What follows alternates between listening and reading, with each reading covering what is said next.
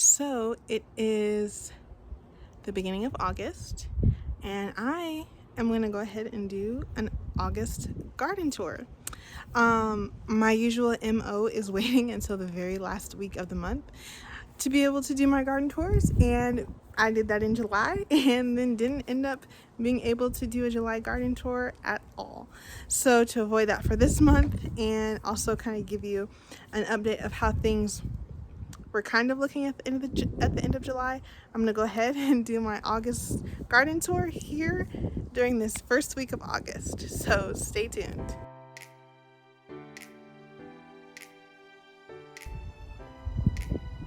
So here's the full overview of the garden. I do a full overview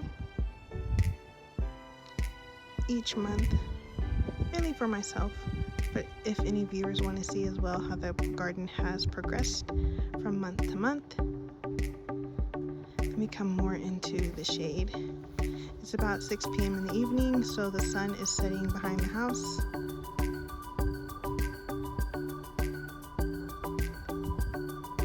But you can see this is the epitome of the August garden. Weeds have started to run wild, and things are growing very, very quickly. So we're going to start over here in these raised beds under the arched trellis, per usual, and take a look at how things are going. So starting over here, this raised bed needs to be weeded desperately, but I do have 2 tomato plants, 2 large, I think they're beefsteak tomato plants in here. Oh, this is the beefsteak, and that is the beefsteak, and then this right here is part of this Berry's Crazy Cherry that's all the way over here. I threw some buckwheat seeds in here about a month ago, just to offer some ground cover and try to minimize the weed pressure, but you can see that there's still plenty of weeds. My sedum are starting to bud up. I've been using a little bit here and there for the cut flower arrangements. And then here on the other side, you can see I still have my Berry's Crazy Cherry.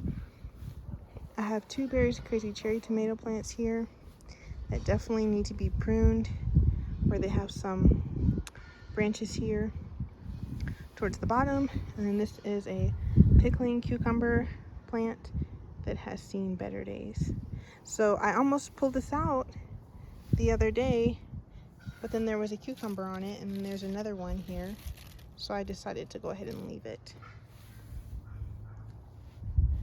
Okay, and on the other side here, these are beefsteak tomato plants, but I do believe I haven't been fertilizing these as well as I should have, and then sometimes the water from the sprinkler doesn't reach all the way. So like, they're rather small beefsteak tomatoes, and then this one here actually has blossom end rot. So I don't know if you guys can see that. So I do need to pull that. But those are beefsteak tomatoes. And then within the bed, there's some dead lettuce there that's done. I have a carnation over here, and then some peppermint back there that has started to get some flowers to it now and then, but I do trim it every week or every other week so that it's not setting seed, but I'm totally fine with the mint spreading. Okay, and then let's take a look at this bed over here. This is one Berry's Crazy Cherry tomato plant that has not been properly trellised. I have the cattle panel, I just haven't been trellising it. So it's just down there doing its thing. I'll probably work on that this coming week, along with pruning off some of the suckers. I have some lettuce here that's probably not any good because it's been super hot, but I'm just leaving it there so there can be roots and ground cover. And this is a squash plant that I'm not 100% sure what the squash is going to look like. And then right over here we have the Kajari melon.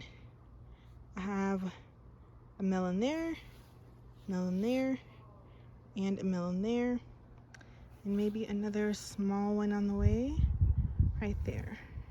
But this bed also needs to be weeded very badly, but I have a couple more sedum. Have a sedum there, there, and there. And that's lemon balm that has started to push its way out this way. It used to just take up this little space here. Now it's all the way out here. So I haven't been cutting it, which I actually quite enjoy lemon balm. So I actually might make myself a cup of tea this evening. But that's what's in there.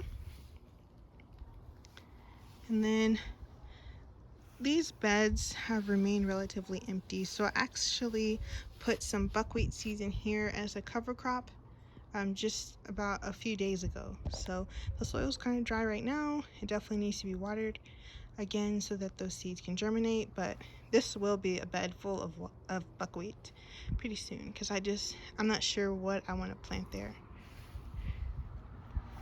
And let's take a look at this bed right here.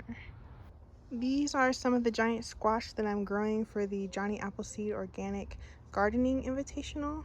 They're called pink banana squash. I have one here and one here.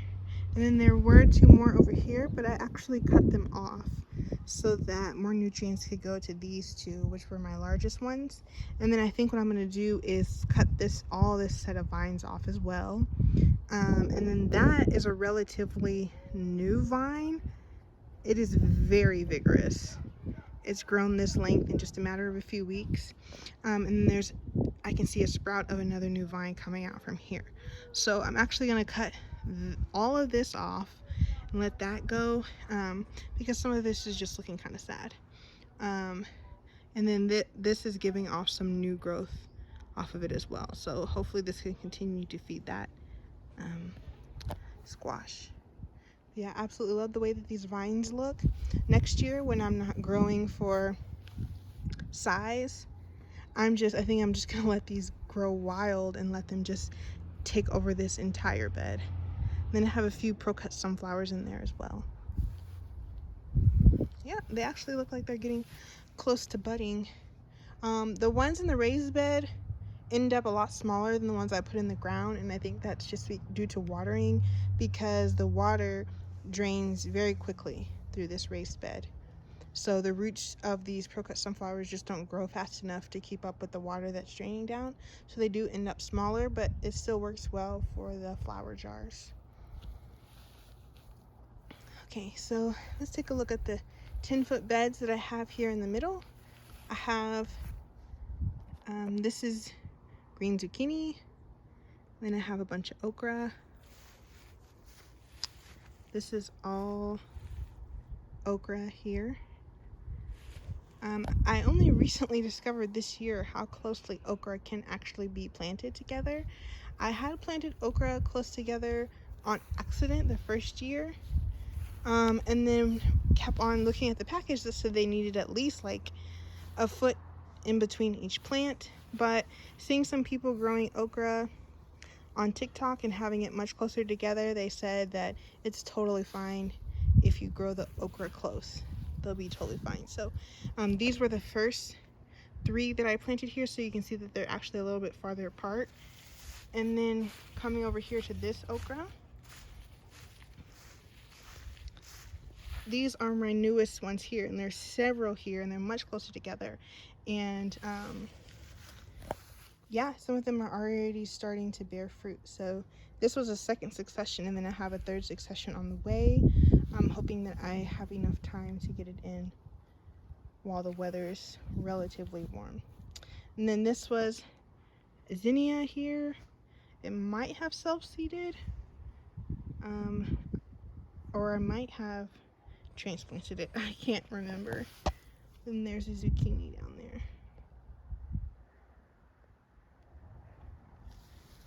And then going over this way are some determinate Roma tomato plants and a couple of zinnias. I just have all kinds of things in here, and it's partially to draw pollinators and partially to deter pests. So we have some Roma tomatoes that are ripening up down there on the ground. Those will get pulled pretty soon. I'll definitely try to save seeds from this one because it produced very prolifically. And then behind have this beautiful zinnia. This is all one plant right here.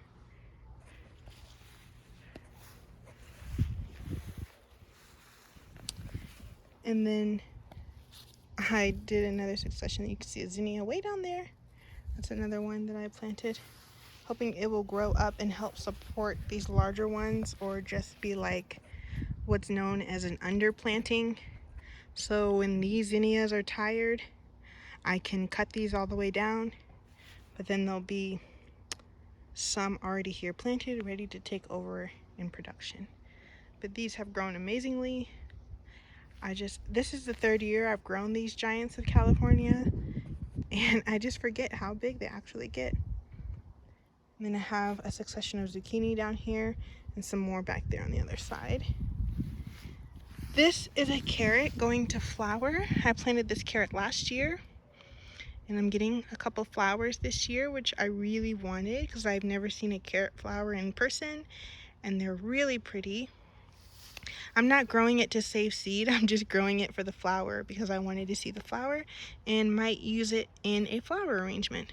The only thing is I'm not sure when to harvest the flowers, so I'll need to look up information on that. And then we have 2 more Roma tomato plants that have kind of grown together and have created this large mass. There's some beets planted down here, but they're covered in weeds, so you can't actually see them right now. And then I transplanted a few marigolds here the other week. And there's the squash plants, which have only really been in the ground maybe like a week and a half, but they're loving the temperature and the weather. They've grown so well and so quickly. I've been using this sawdust as a mulch, and it's worked pretty good, but I do have to say that I prefer the shredded paper of all the different kinds of mulch that I've used. Okay, and then behind this bed that had the zinnias and zucchini and tomatoes, I have the Shasta daisies here along the front. This is a succession of pro-cut sunflowers. These are Carolina Reaper peppers for the Johnny Appleseed Organic Gardening Invitational. Haven't gotten any flowers yet, but I'm confident that I will get some before the end of the month. And this is another succession of the pro-cut sunflowers.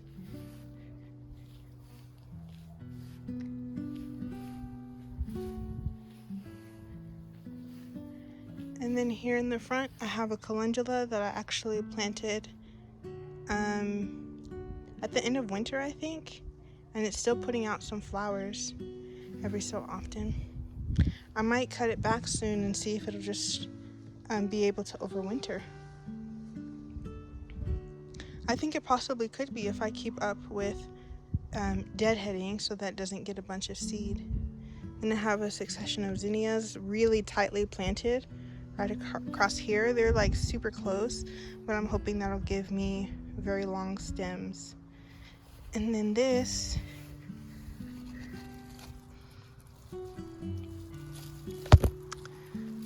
here we go.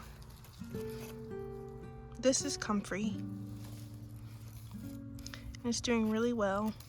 The root only had about 2 or 3 leaves when I first got it, and now it's really starting to grow prolifically. I like the way that it feels. It has a little bit of a rough texture, but it's like soft like this, and then if you go against the grain, it's definitely more rough. But I think it's a really pretty foliage plant. I think it is supposed to flower, but this is its first year in the ground here, so it's just focusing on roots and foliage. Okay, let's go over here to these raised beds. I have more lemon balm here. This has proven to be a perennial for me. It did survive the winter, and then when it started going to seed, I cut all the seed heads and flowers off, and then it started to spread once I cut all the flowers off. When I was letting the flowers grow, it just started to look super crispy, like it was dying back. I didn't want to lose it, so cut the seed heads off, and now it's producing some really gorgeous foliage. This one is really soft, and it smells like lemons. Some more zucchini. This is all of my fall succession. These here and the ones that I showed you over there, those will be my fall summer squash. There's a dahlia there. I had dahlias planted here last year and I thought I dug up all the tubers, but I didn't. So I know that if I'm intentional and careful, I could overwinter the tubers in the ground. We have a succession of sunflowers here, another succession of sunflowers. This is all weeds. Then we have one zinnia and pink banana squash. This one struggled really hard for months, and it's just now starting to get some significant growth to it. Okay, and this way, so over here is what I call Tomato Alley.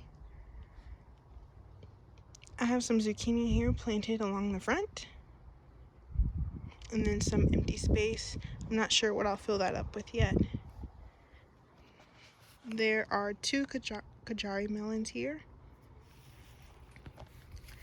And then coming around to the inside of the tunnel,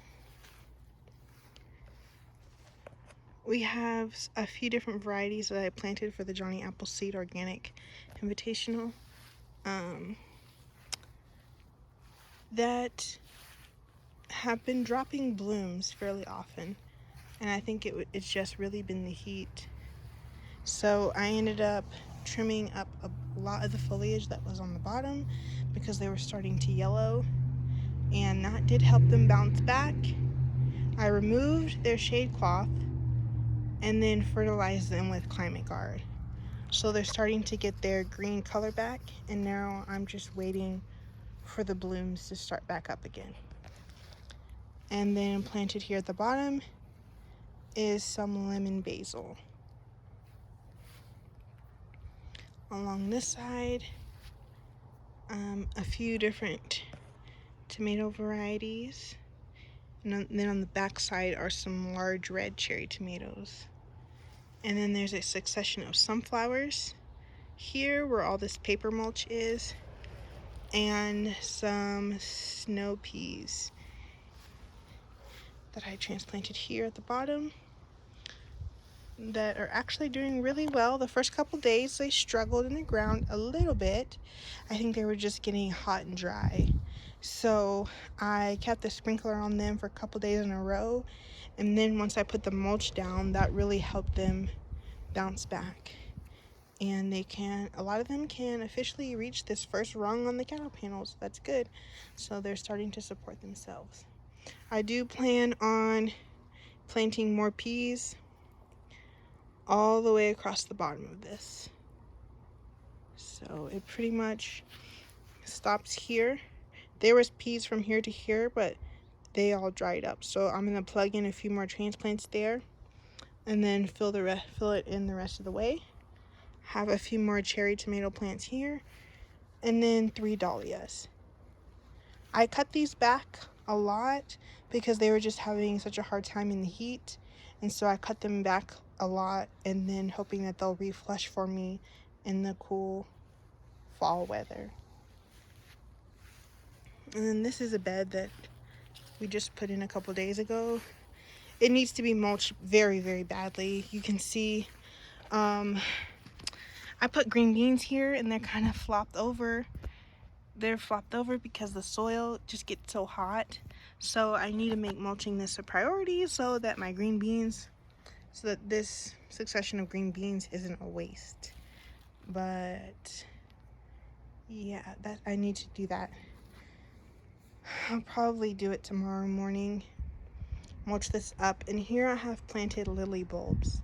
I think that there's enough time in this growing season for me to get flowers from these lilies. I ordered 100 lilies from I think it was like Holland Bulbs or something, and planted them in this raised bed. I was only able to get like 36 in here maybe, So I'm going to plant more in here and then figure out a place for the rest. Those are the green beans that I was transplanting and I didn't get to finish, but I'll probably finish tomorrow morning or Monday morning. Okay, and then back this way, there's a sweet potato in that bag. We have Spanish lavender and weeds here. This is one of my pomegranate trees. The other one you can't really see amongst the weeds. So yeah, the August garden. Definitely the epitome of the wild August garden. And then this is my mulberry bush. I'm sorry, not mulberry. This is a currant bush. This is a sunflower that was a volunteer. I'll be cutting this down soon once I figure out what I can plant here. And it will probably be a succession of either zinnias or sunflowers. Some calendula and lettuce that has gone to seed. And this was my volunteer Alamogordo sunset sunflower. So the birds have been enjoying the seeds, and then in a week or two I'm going to cut this down and harvest whatever seeds remain that the birds haven't gotten already. I still have a ton of these seeds, like a ton, so the birds can really have as many as they want, because I'm not sure if I have the patience to harvest those at this time. This was a volunteer and it's grown beautifully, very, very beautifully. Branching, multi-headed yellow sunflower. And then I have some Berries Crazy Cherry tomato plants here. I sowed a succession of carrots underneath these boards, which I need to check for germination.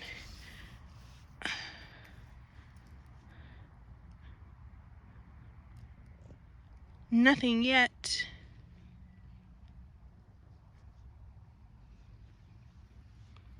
So we'll give that another couple days before I check again.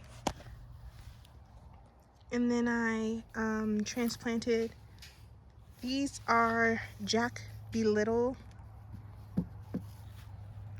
These are Jack Be Little pumpkins.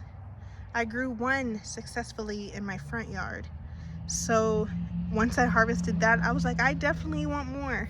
So I'm gonna give it a try and see if I have enough time to get some more. I would love to get them before October or by the end of October. These are some indeterminate red cherry tomatoes. I think I might end up sowing bush beans in between them once we get this area cleaned up. And then these are Shasta daisies. There's a Rudbeckia. And then these are some of the tomato plants for the Johnny Appleseed Organic Gardening Invitational. I just removed the shade cloth, so the next thing I plan on doing is taking some twine from here down to these bamboo stakes so I can trellis them up the twine, because you can see they're falling over. They're just so top heavy and not well staked. So they're still getting flowers, but haven't set fruit yet. So I'm still shaking them multiple times a week to encourage fruit. And then against this cattle panel, these are beefsteak tomatoes, and I have some carrots down here. And then there's some sweet peas that self-sowed right down there. On the other side of the cattle panel, I have these Market More cucumbers. There's snapdragons planted in here that I've had planted since last winter. I'm trying to see if they'll perennialize for me if I cut them back here pretty soon. And the Market More cucumbers have grown some good size to them, but they have not produced any fruit yet. So they've been in the ground at least a month. I'll have to double check my June garden tour. I think they've been in there. And then here is the flower path, which is looking very wild in all her glory and splendor. Our Alamogordo Sunset sunflower that volunteered here got snapped in a windstorm that we had the other day. But even with that, it still has pushed out a few new flowers. So here's one.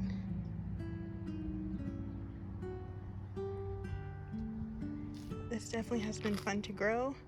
I have some zinnias here. And then I can't get close to it, but there's a nasturtium over there that I planted in the spring. And it's just now starting to get flowers. And they're absolutely beautiful. I haven't tasted them to see what they taste like, but I really love how they look. And I have some cosmos here. And I'm about to get my first ever cosmo flower. This is the second or third time I've tried to grow cosmos. And I know a lot of people say cosmos is one of the easiest flowers you can grow. I think I just was starting them at the wrong time of the year. So this is about to be my very first cosmo flower. And then I have some not so great pro-cut sunflowers. I think this area just wasn't getting enough water, and due to the amount of weeds as well and lack of mulch. So I'm going to squeeze past this and show you guys what else is on the flower path. Okay, so on the other side of the sunflower, you can see I have a few zinnias. And then those are, what are those? Those are hollyhocks that I planted in the spring, and they didn't flower, and they kind of were just stunted through the heat of the summer, and now they're starting to get some growth to them. There's also some random stuff that didn't make it in the ground, but there's actually an artichoke there that's growing, so I think I'm gonna get that in the ground soon. And then we have some snapdragons that need to be cut back.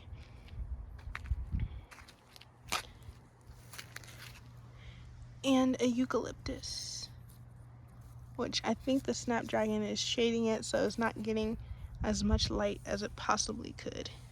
You can see where the snapdragon is, it's not getting the evening sunlight, but it's still hanging on. Then around here I have some marigolds, zinnias, and a succession of sunflowers. And then there's a Shasta daisy there and there. I do think the foliage of these grew much better under the shade cloth, but the ones under the shade cloth did not produce a flower this year, and this one did, even though it was just a couple of small flowers.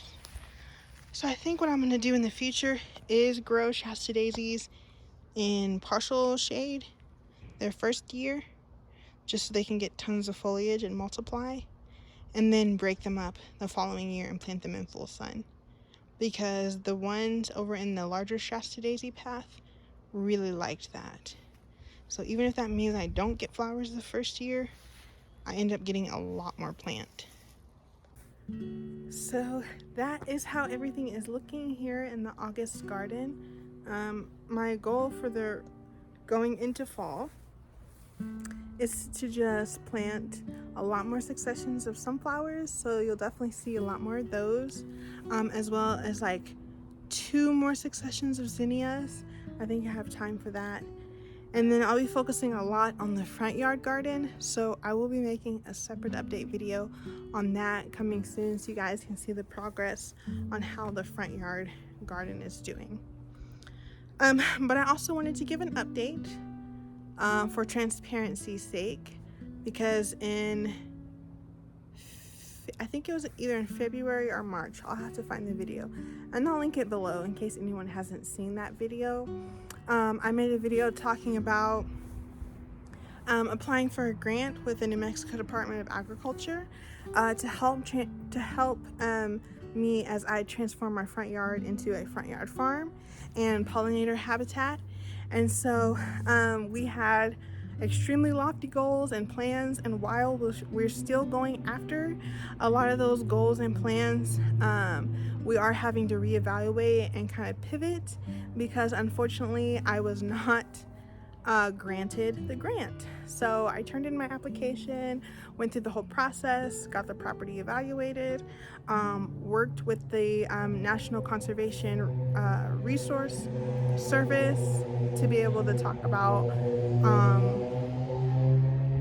the 5 key principles of soil health and how I planned on implementing those here at our property, as well as what I was going to do in the front yard in order to be able to make it a pollinator habitat. And then after I got all the documents submitted and presented our plan to the board, a month later, no, 2 months later, so it was, sorry, I'm being distracted by whoever's speeding through here. But in June, no, it was July 11th, they made their decisions and sent out the emails, and my email let me know that I was denied the grant. So they said that they would send me some follow-up information or reviewer feedback as to why the grant was denied. I still haven't received that feedback, so hopefully if I decide to apply for the grant again in the future, then I'll know how to steer what our plans and goals are for the grant. But we're still going to go forward with transforming our front yard. I'm no stranger to bootstrapping, so while it was extremely discouraging the day of, actually the whole week of, learning that I was denied the grant, I'm not a stranger to starting stuff from the ground up. So yeah, we're resilient here at Squire Studios, so we're going to keep on trucking. We're going to keep on turning our front yard to a front yard farm. But the premise of applying for the grant was turning it into a pollinator habitat. So that was going to be like a lot of perennial plantings, tons and tons of flowers. But since that's not the direction that we have to go now, we can definitely just plant more food up there. And that's what the community has been asking for at the local farmers market. More produce, more options of produce. So we're going to really just try to maximize the space that we have here so that we can fill that need. So that is the update that I wanted to give you guys in regards to the grant and in regards to how the garden is doing here at the beginning of August. So I'm going to make it my goal to do my September garden tour more towards the end of the beginning of the month or middle of the month. So now that I'm on a new timeline. So yeah, that's how it looks, and I appreciate you guys for sticking around and watching and taking a look at how things are growing over here at Squire Studio. And I look forward to the next garden tour at the beginning or middle of September. So until next time, keep learning and keep growing.